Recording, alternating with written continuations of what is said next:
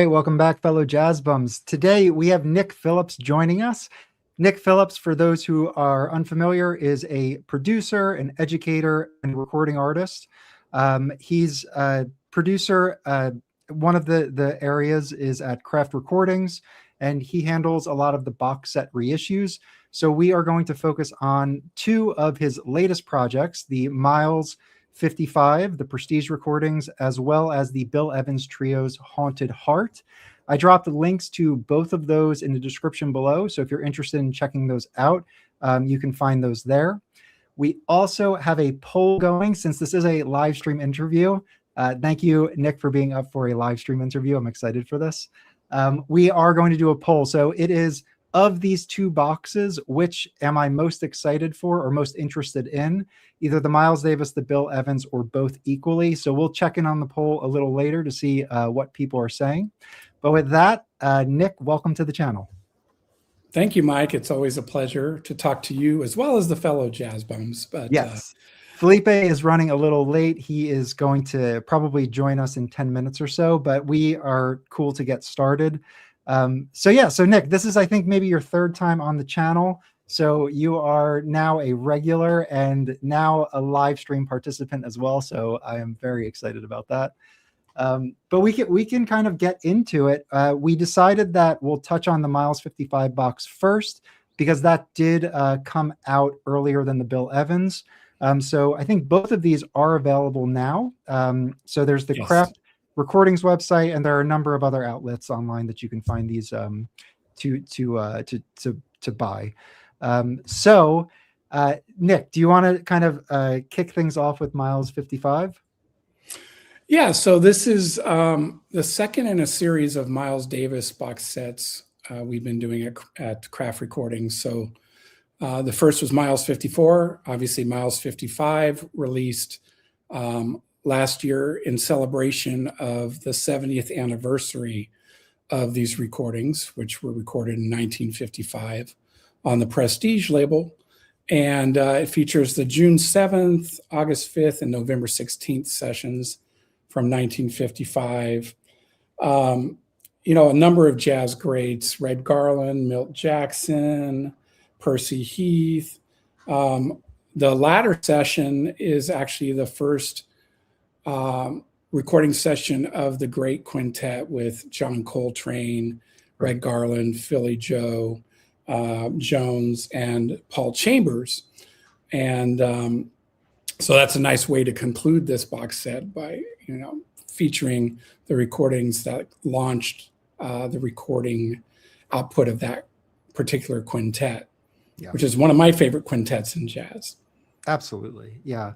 There's a nice diversity. I was taking a look at the sessions, and I know that there's like quartet sessions. So it's just Miles trumpet with a trio behind him. And there's a number of things. There's this album here behind me. This is, I think, the quintet sextet. So there's like Milt Jackson on there, as well as some other folks. And then, like you mentioned, the new Miles Davis quintet, which is kind of the beginning of a kind of historic quintet for Miles. I mean, it's known as kind of the first great quintet. So you're going to get that as well. And right. So 55, there's a lot going on here. Yeah, and like you mentioned, there's also some recordings of Miles just in a quartet setting, which I think is really great. So that material was released on an album called The Musings of Miles. And I really enjoy that album. Chance to hear Miles with just a rhythm section and not another horn player. Although if you're going to add another horn player, John Coltrane's a great one to add. And so the material that's included from that November 16th, 1955 session, that was originally released on an album that just had the Miles's name on the cover, blue cover, which said Miles. And then on the back, it said the new Miles Davis Quintet. Yeah, that is kind of a striking cover. Yeah. If you're familiar with it, I think a lot of the viewers will be. As Nick just said, it has Miles in kind of an interesting font. And then it's either blue or green behind it, and it's like a forest. And the designer of that cover is actually Gil Millay, who you may know as a recording artist. He played saxophone and had a few lead sessions on Prestige and Blue Note, as well as, he went on to have a career, I think, as a recording artist in Hollywood. But yeah, he designed the cover of that, and as well as a number of other jazz covers. So I don't think he's known as a graphic designer, but he certainly was. But yeah, you're right about that. nice bit of information there you dug up. But I think honestly, the new Miles Davis Quintet is a wonderful recording session. But as you mentioned, that quartet one, which I don't remember who's all in it. I think maybe Oscar Pettiford's on bass. That's right. It's Oscar Pettiford. It's Philly Joe on drums, Red Garland on piano, and then Miles on trumpet. See, I'm looking at the list here. They do Will You Still Be Mine? I love that recording that they did of that tune. Green Haze, I See Your Face Before Me, A Night in Tunisia, and A Gallon Calico came from that particular session. Yeah, and it is, and correct me if this is wrong, Nick, but I feel like it's pretty unique to have Miles in a quartet form like this. When you look at kind of his early career with Parker, he's with Parker, right, on as the trumpet player. He is working with Gil Evans and Bertha the Cool, which is a no net, and then a lot of the other Prestige material is larger than the quartet. So to get Miles like so kind of front and center and kind of on the the high wire as the lead horn, I feel like it is kind of a unique situation for Miles. Yeah, he usually has another horn player in the front line, a saxophonist typically, although in other recordings he also featured trombone. But interestingly, in this collection as well, on the August 5th, 1955 sessions, he has Milt Jackson kind of sharing the front line with him instead of another horn player. So that's pretty cool. A little change up as well. So you get a nice variety of context in this 1955 box set. And Milt Jackson, the earliest Milt Jackson that I have is actually a session that he did. It's essentially like an MJQ lineup, but it's titled Milt Jackson Quartet, and they're playing bebop. Like it's a 40s recording, and he's a bebop vibraphone player. And it was put out actually on Dizzy Gillespie's small label DG, and I think they ended up selling their material to Savoy, so that's where a lot of people have heard it. But yeah, so Milt Jackson with Miles, I mean, they kind of came up in that late 40s era together, and Milt Jackson's one of the greatest of all time. So to have them kind of share the stage is also an exceptional thing. So I love Milt. It's very cool. Milt is such a melodic player and such a like you said, a quintessential bebop player. His lines are just so beautifully and thoughtfully constructed. So it's nice foil to have Miles playing with him. Yeah. And vice versa. So can you talk about kind of how this fits into the overall projects? Because there was the Miles Davis, you mentioned this, there is a Miles Davis 54 box set for Prestige Recordings. So this is kind of a part of that effort, right? Well, yeah. So we're doing a series, right? 54, 55, and a little deductive reasoning will tell you what's coming next. But this one is interesting because of the variety of context that you hear Miles in. Out of the gate, you hear him in a quartet setting from that June 7th, 1955 session. And Miles was sounding fantastic, 54, he was really starting to sound great. He had recovered from a heroin addiction. But when you get into 55, you can really hear him pulling it together. And again, that this set also features the introduction of the great quintet with Coltrane and Red Garland and Philly Joe and Paul Chambers. The ending of this box sort of makes a nice introduction to the next box that's going to come later this year. And it is interesting to hear that first quintet recording and then listen to, Work and Relax and Steamin', and I'm forgetting one. Cooking, Relaxing, Cooking. Working, Steamin'. Yeah. Yeah. Those are those 4 albums from 1956 were the result of just 2 recording sessions. Right. Yes. Yeah. So hearing them here and then comparing it to the little bit later recordings when they're been playing together, there is a bit of a difference in kind of the feel of it. And I think the new quintet record is fantastic. So I honestly am so biased with this because I absolutely love the Prestige Miles Davis work. Pretty much all of it really. And it's, I know that a lot of people like the second quintet, the more like post-bop Miles. Right. There's all different eras of Miles. But I really do love this kind of hard bop style that he's kind of championing in. And that kind of reminds me, so 55, we think about kind of what's happening here. The hard bop sound with some of the groups like the Horace Silver Blakey guys, you have the Clifford Brown Max Roach, and then you have like the Miles Davis Coltrane.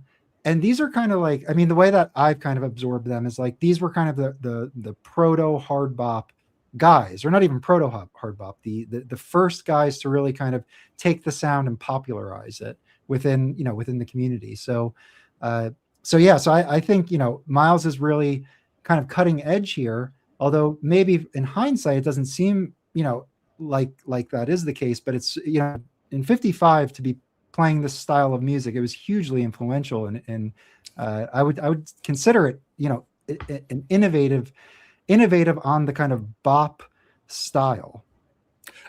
Absolutely. And that's the interesting thing about the passage of time, because it may not to our ears today sound as innovative, but when you think about what came before and then how it influenced so much after, that really, points to how innovative it was.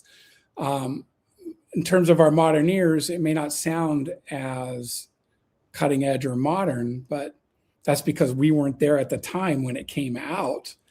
And there hadn't been music quite like this before. Right. Yeah. And the fact that it's influenced so much music afterwards is a real testament to just how innovative it was. Yeah. Yeah. It's a wonderful recording. Do you have the box itself that we can kind of take a look at? Yeah. I can blow you up here. All right, let's see. So this is the box. So the graphic design and art direction is by Christopher Leckie, who's a wonderful art director at Craft Recordings. And oh, nice. So this booklet.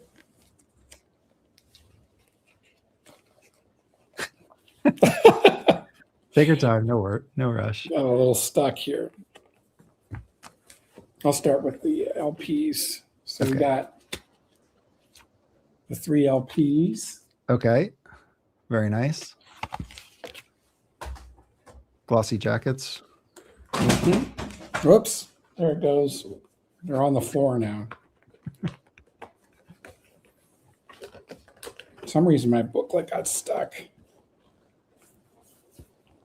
Well, if you're having trouble there, I do have the website pulled up here, and we can take a look at it up here. Yeah. While you work on that. All right. So this is the website, Craft Recordings, and you can see this is the box that Nick just held up. And if we look at this picture, we can see that the booklet here is what Nick is pulling out of the box there. And it also looks like Felipe is joining us. So welcome, Felipe. But overall, I think it's a really nice presentation. So this box, if you compare it to the 54 box, it is a similar style, and it kind of, continues what Miles is developing in the mid-50s. You could see that the price here is $110. So $110 for 3 LPs, that's going to put it under $40 per record, which I think is, absolutely reasonable price there. And yeah, we just kind of have everything that Nick was talking about, but really nice box. So let's go back here and let's get up there. All right, so Nick, you got it there. Okay, Yeah. cool. Flipping through some of the pages here. So the liner notes are by Ashley Kahn, Okay, who, by the way, has received a Grammy nomination for these liner notes, for these Miles 55 liner notes. oh, congrats. So That's awesome. good luck, Ashley, on that. Yeah. It'd be nice to get you a Grammy win for it would be well deserved. Yeah. So yeah. There we go. So Ashley Kahn, so he's basically going in and giving kind of the historical context to what's going on with Miles and the guys in 55. Is that the idea there? Yeah, the great thing about Ashley's notes for any project, and this one in particular, he really puts you in that place and time. So it's not just what the band was doing musically, but he talks about what was happening culturally and artistically otherwise, how Miles was influenced by the culture of the time and vice versa. So it's a pretty interesting take on how it frames the music and gives it some context. Okay. And in terms of the production of the pressings, can you tell us a little bit about are these remastered, and are they, is there a pressing plant that was, that you can disclose? So Paul Blakemore, our staff mastering engineer at Concord and Craft Recordings, multi-Grammy award winner, he did the remastering. Kevin Gray cut the lacquers, and they are pressed by Optimal in Germany. Really quiet pressings. Yeah. Hey, Felipe, what's going on there? I'm like, sorry, I just got to a different room here. I was just moving furniture around the house this weekend, so for those, if we were doing this interview not as a live stream, all of this would be cut out. But that's okay. I think we're jump in, Felipe. Okay, great. Okay, thanks for joining us today, Nick.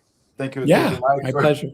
For making this happen. I just had to beat a little bit of a Florida traffic. You guys know how it is. Oh yeah. Yeah. So this box. So I got this Miles 55 box just as I got the 54 last year, and I really like how all the similarities, all the sequencing was kept, right? I mean the same design, the same approach, the same style of booklet, bringing along the original liner notes from the CD box set from the 80s, if I'm not mistaken, which I still find those to be lovely and very well thought. Yeah, you're referring to Dan Morgenstern's liner notes that he wrote back in the 1980s. So back in the 1980s, Fantasy Records issued a Miles Davis box set called Chronicle, and it was his complete prestige recordings. Unfortunately, it was also very early in the digital age, so the sound quality is not as great as we would hope. But Dan Morgenstern did, for that box, session by session notes for all the sessions in that box. And so when we started working on Miles 54, I reached out to Dan and said that we would like to reprint the applicable portion of his liner notes to that year in this new box set. And he was very sweet, and he said he was very honored that we would want to do that. And unfortunately, he passed away just shortly before that box was released. But it is really nice to have Ashley Kahn's liner notes, and then Dan's vintage liner notes, if you will, providing a couple of different perspectives. Again, Dan's are focused on the sessions and what was happening at each of the individual sessions. Mm-hmm. Yeah. Yeah, and just for people who are unfamiliar with Dan, if you get into kind of the jazz history, he is a name that you come across quite often. He was a jazz critic and a writer. and he was the director at the Institute of Jazz Studies at Rutgers University. So for all you graduating high school seniors, if you're interested in kind of looking at a institution with a Institute of Jazz Studies, this could be something fun to check out. But and it's also my alma mater, so I'm very proud of it. But yeah, it's a great resource for jazz. I've been there a couple of times and actually done a lot of research via their resources remotely. People there are always very helpful. It's a great resource. He was also an editor of Downbeat magazine for a period of time, if I'm not mistaken. I first met Dan when we were serving on a Grammy committee together. And so I found myself going out to dinner with Riverside Records founder Orrin Keepnews and Dan Morgenstern. So you can imagine I did a lot of listening and not a lot of talking at that table, because hearing those two guys tell stories was amazing. That's legendary. Yeah. So Felipe, we went through the Miles 55 box, and you made a good point, and I did pull up the 54 box. So this is kind of the the first installment within the series. So for those who picked up the 54 box, it does match in terms of like design as well as the chronological inclusion of each of the dates. So you can kind of follow it over time, and then obviously we have the 55 box. And then, as Nick alluded to, there is more than likely going to be subsequent year boxes. Yeah, and so the chronological sequencing, I think, is really cool, because it really makes you appreciate how rapidly Miles evolves, even within a short period of time of 1 year. And to hear it kind of chronologically, I find it to be really fascinating. Yeah, to your point, Nick, I found fascinating in this box how it shows how the Newport concert, plus how I think Coltrane kind of found his place in the band. And because initially, I think in the first Miles record, the self-titled record, I mean, his performance wasn't very praised. He didn't get that much attention. I think Ashley Kahn talks about that in the liner notes. But when they started playing live, I think he kind of solidified his position in the band and as a musician, being more accepted in general, right? Yeah, I mean, stories go that Coltrane wasn't totally comfortable initially in Miles's band. He didn't know quite sure how he would fit in, and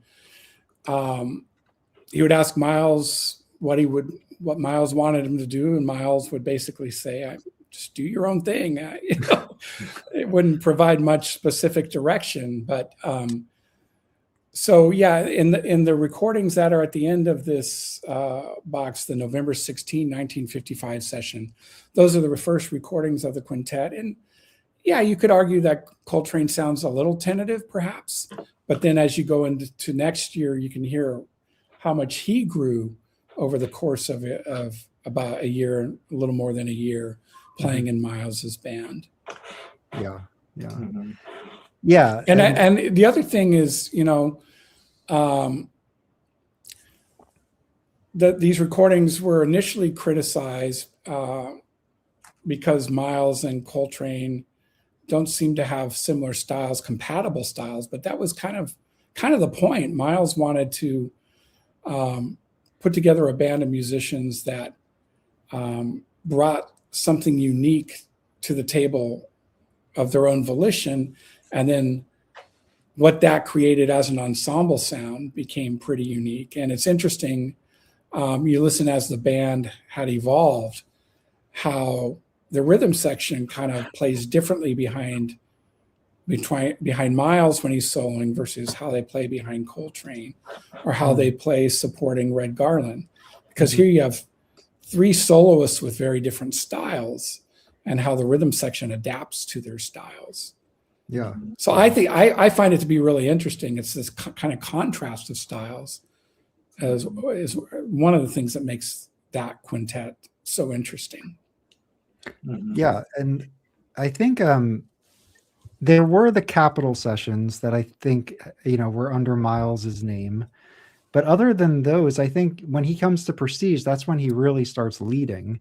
Prior to that, I think in the mid to late 40s, he's in other people's bands like Parker's.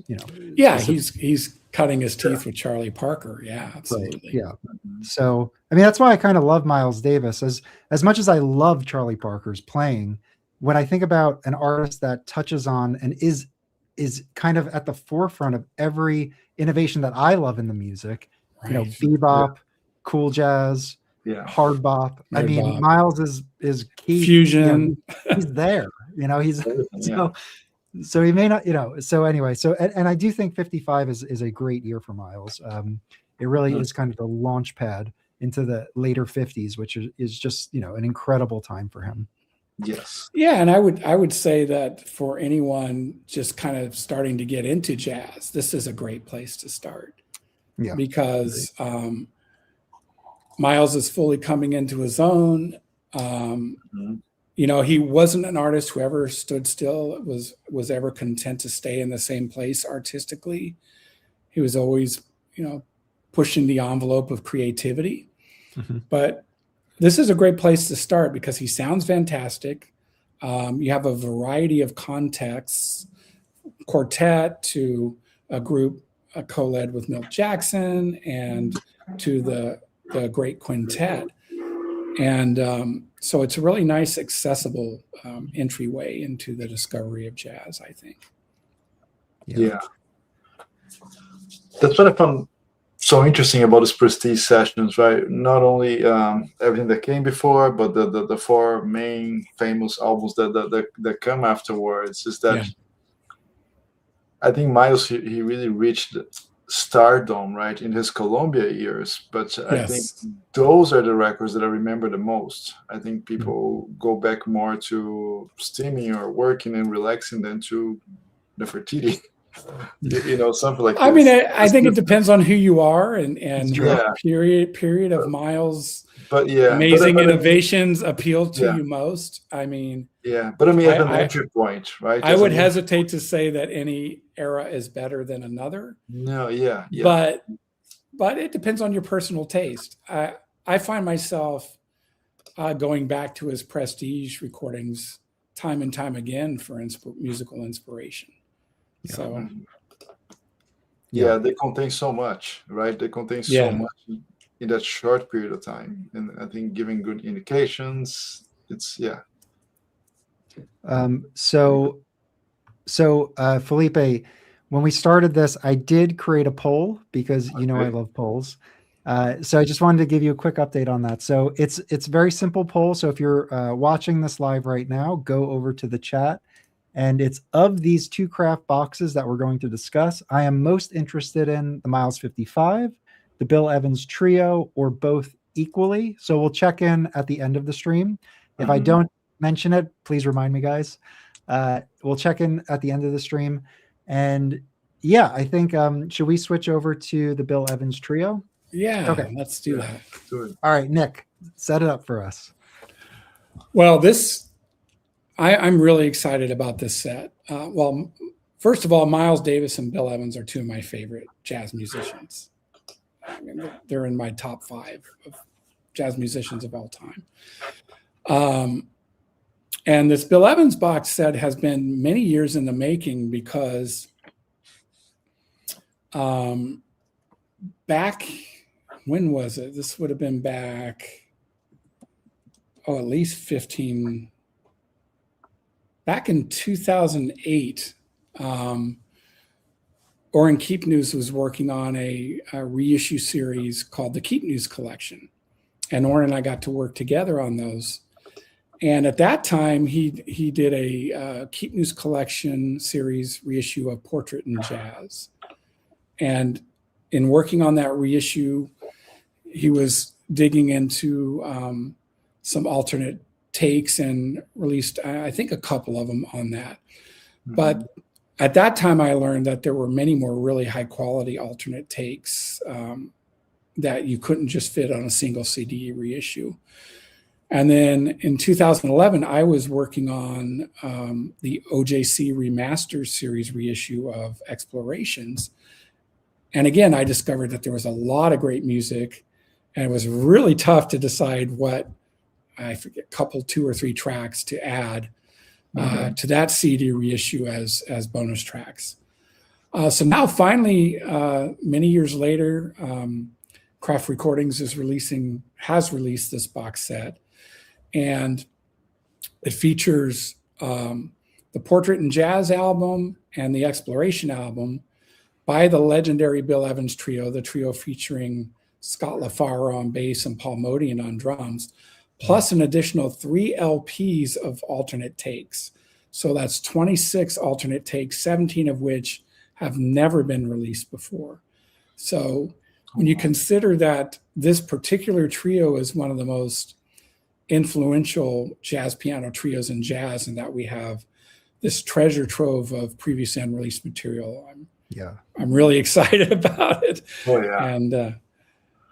And sound-wise, how did those outtakes work? They just sounded like the original releases. You had to do some work there on those. Well, here's the interesting thing.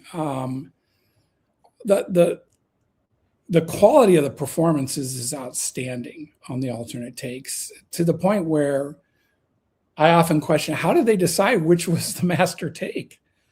Because the alternates are so compelling as well. And they're also a real testament to just how creative this trio was. One of the great things about this trio is, whereas other trios that preceded it usually had the pianist in the main spotlight and the bass and drums were more of an accompanying supportive role, with this Bill Evans trio, you really had a 3-way musical conversation happening. Mm-hmm. And you also had just this boundless creativity and this in-the-moment creativity. So when you hear alternate takes of these different songs, they're totally different than the master take. It's not like they just did a master take and said, okay, let's do another take, kind of the same, but see if we can do it better. They're really, really being creative with each and every take. And I think that sheds a really nice light on just how amazing this trio was. Yeah.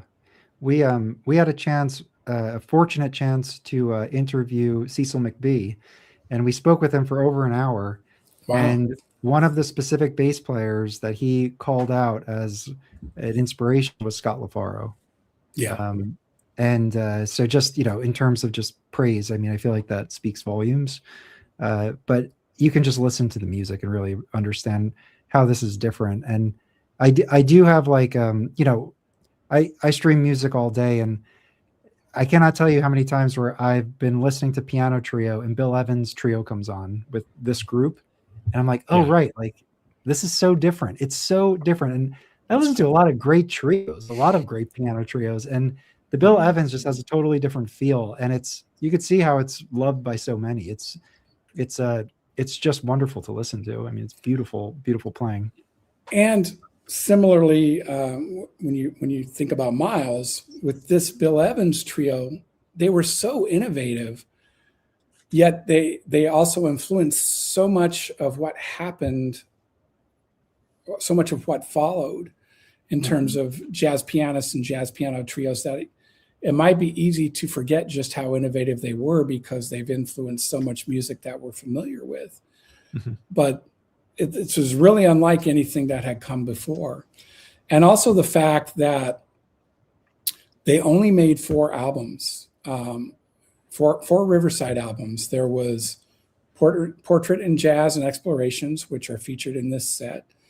And then Waltz for Debbie and Sunday at the Village Vanguard, which were live recordings recorded at the Village Vanguard.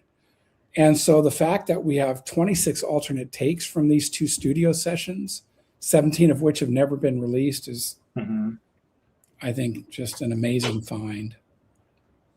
Well, yeah, because of the live albums, there's plenty of reissues and expanded edition CDs, but never the studio ones, which that's quite remarkable.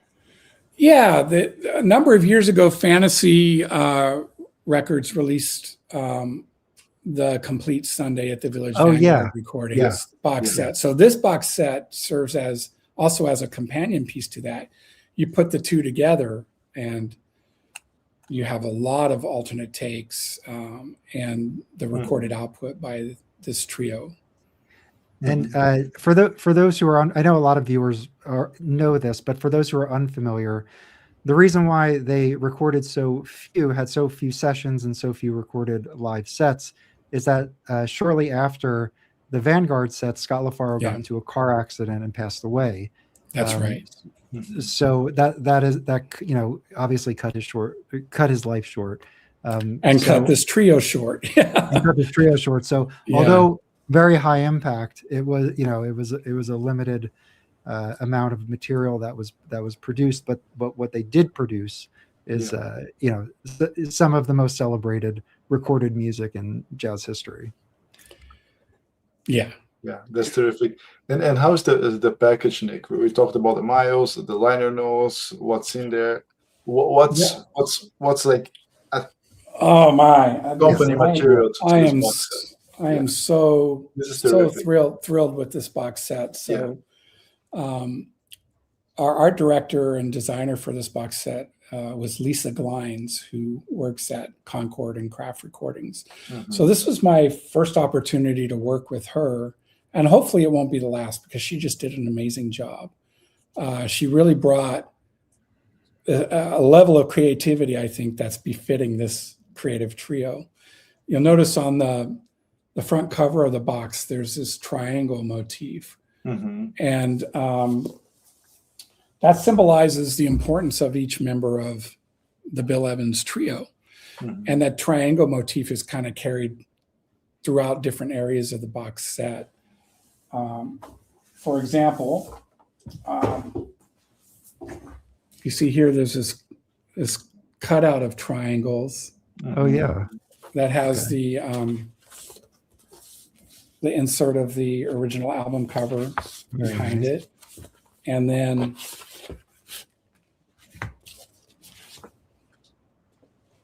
there's also this illustration that she did. Wow. Very cool. It's kind of mid-century modern-esque abstract art with triangles and music notes. And then some of the like the original Riverside, like test pressing sheets and Keep News sequencing notes, and so she just did a phenomenal job. And the booklet is really cool. Oops, I dropped it. Hold on one second. The perils of live streaming. Exactly. Yeah, that's very great. So this booklet is amazing because it's a folded piece. So on one side you have Eugene Hawley Jr.'s liner notes, which I'm making sure I'm holding it correctly. So first you have a little statement from John Densmore of The Doors about the influence of Bill Evans in this trio. And then Eugene Hawley Jr. wrote this extensive essay. But then you flip it over and look at this artwork that Lisa Glines did, taking Bill Evans' photo and just... That's incredible. It is incredible. So cool. I couldn't be happier with how this box came out from just the art perspective, the visual art perspective. Amazing. And we also had on the original two studio albums, Portrait in Jazz and Explorations, we had Plangent Processes do audio restoration, and they just sound fantastic. I don't know if you're familiar with Plangent, but what it does is it's a process that removes all the little digital warbles, the little warbles you get from analog tape speed variations. In the wow flute, right? Yes. Yeah, like the wow and flutter. It really cleans all that up. Paul Blakemore did the mastering. Kevin Gray did the lacquer cutting, and Optimal again did the pressing. So sound fantastic. Yeah. I've only heard good things about the plangent process, and that people prefer it to be used when, especially on piano trios, like this style of recording is suitable for it. Yeah. Okay, so we do have a question. Now we're jumping around here, so apologies, Nick, but someone had a question. Is the 55 box all analog? Or is it or is there no, it's mastered from lacquers are cut from high res digital transfers from the original analog tapes that Paul Blakemore did. Okay. And the reason for that is we just have a lot more control in the digital domain. Yeah. With being able to clean up dropouts and things like that. Yeah, that makes sense. I think in case like this, and to be honest, I have both boxes and they sound unbelievable. And also because we sequenced it chronologically, the last thing we'd want to do is go back to those tapes and cut them all up, put them on reels, cut them up again, put them, so in this case, it just makes perfect sense to do high-res digital transfers and then master.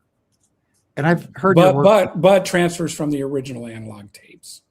Yeah. And I've heard your work before in this process, and it does not disappoint. All right, so I can switch over to the website real quick. So again, the links to both the Miles and Bill Evans are in the description of this video if you want to get a direct link to check these out. So in terms of price point, we have a 5 LP box, and it's $150.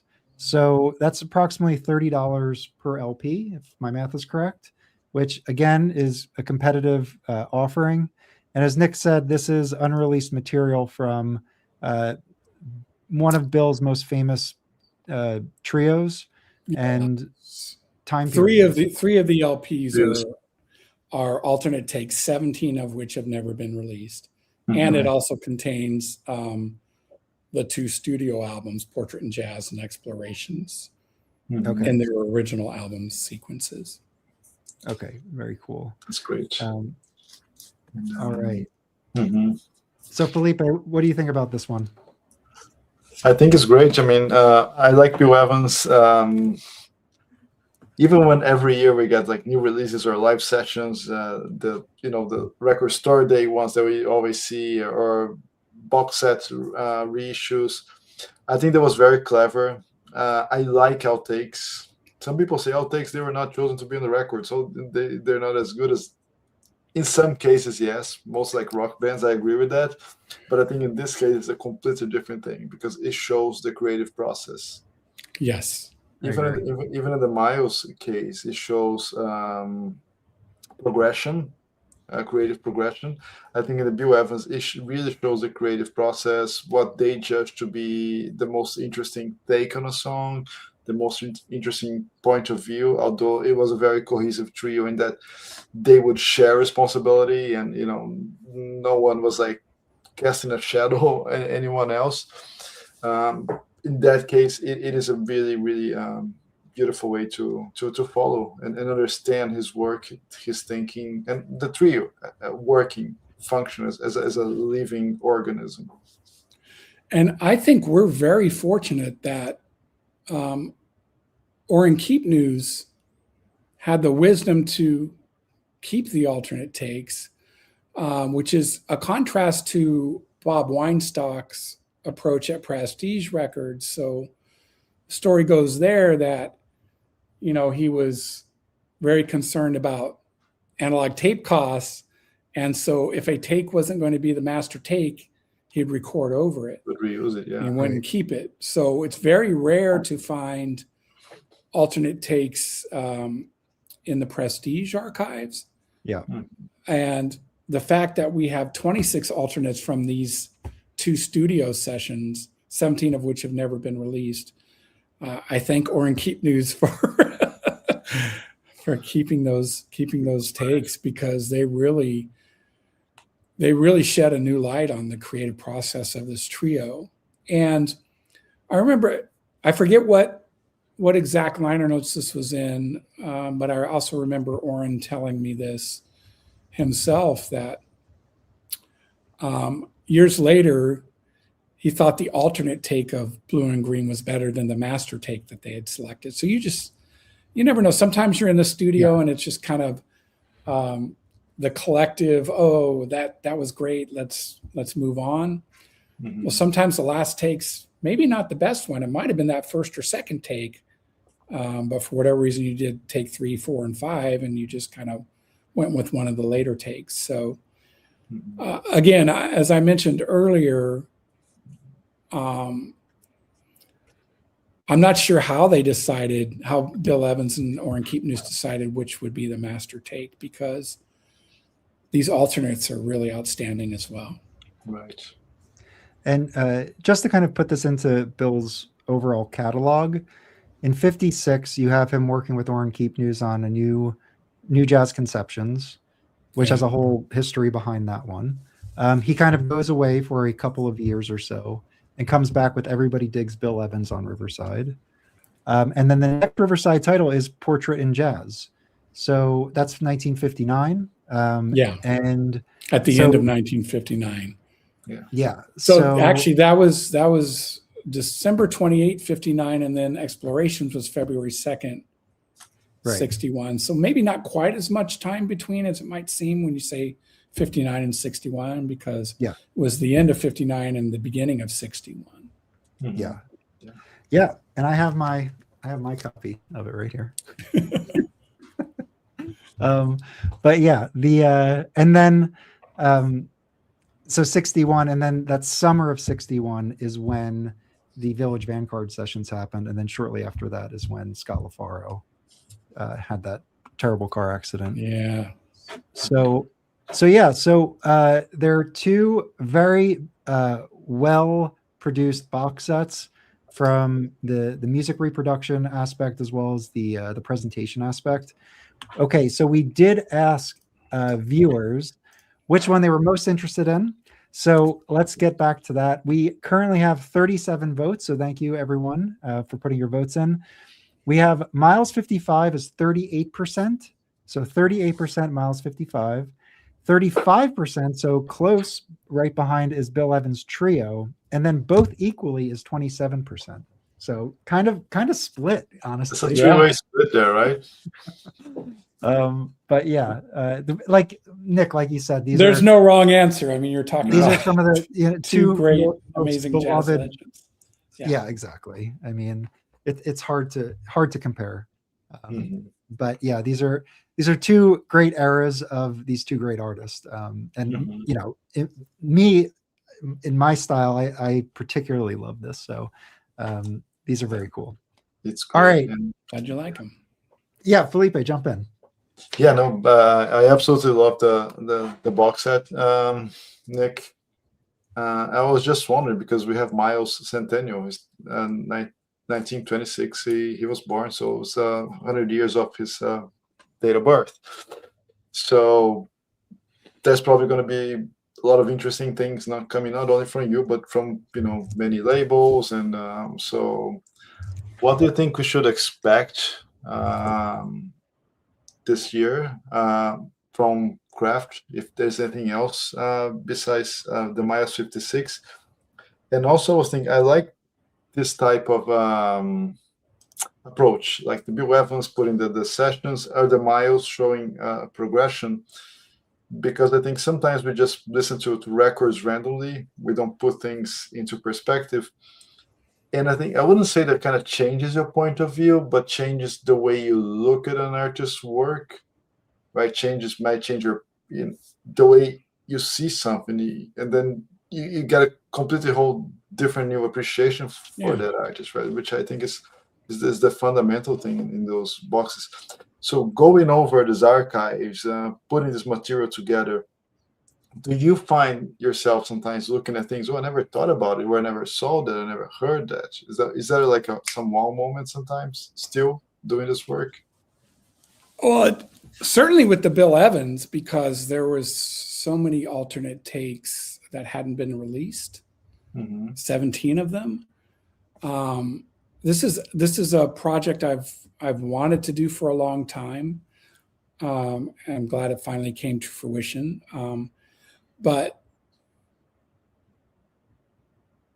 with the Miles, doing these this series of box sets, focusing on a specific years, just seemed to make a lot of sense. We had some really nice success doing that with Coltrane 58, which I have a canvas print of that album cover right behind me. Found it really fascinating to listen to Coltrane's music that way, and I think Miles is really interesting to listen to that way too, because again, it just gives you, when you focus on a year and you go chronologically within that year, it just makes you realize how rapidly he was evolving even within only 1 year period of time. And you can really hear that evolution. So I think it's an interesting way to listen to the artist's material. Yeah.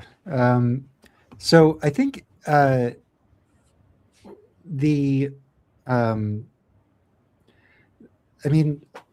think both these boxes are both interesting on their own merits, and the Bill Evans in particular, I feel like, is a standout one because of the alternate takes. So I think if you're into this material, it's worth exploring. And if you search around, I was just doing this now. There are a number of reviews of the Bill Evans box. Didn't, so you can definitely check out how people feel about this set.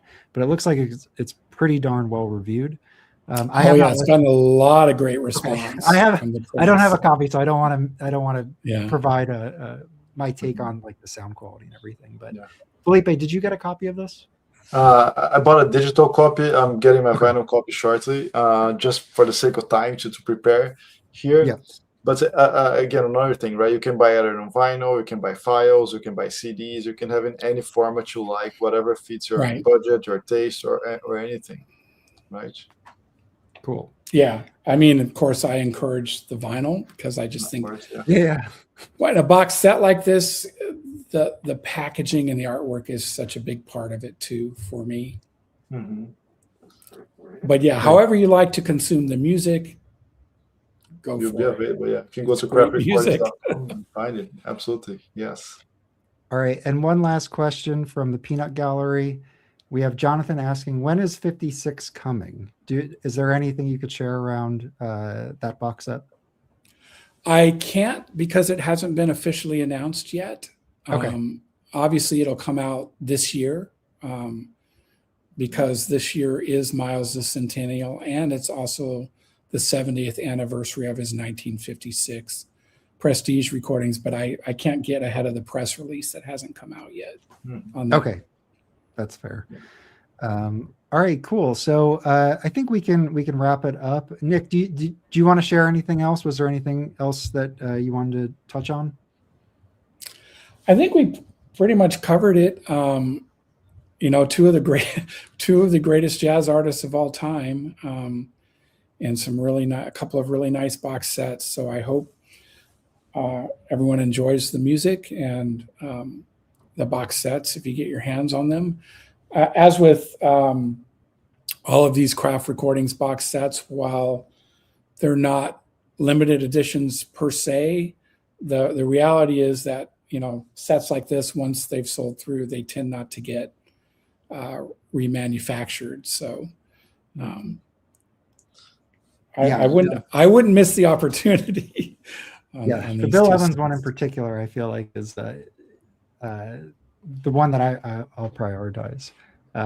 So with that, thank you for joining, Nick, Felipe. Thank you. And I really appreciate it. Also, for people viewing, let us know what you think about the live stream interview format. I thought it was really fun to do it like this.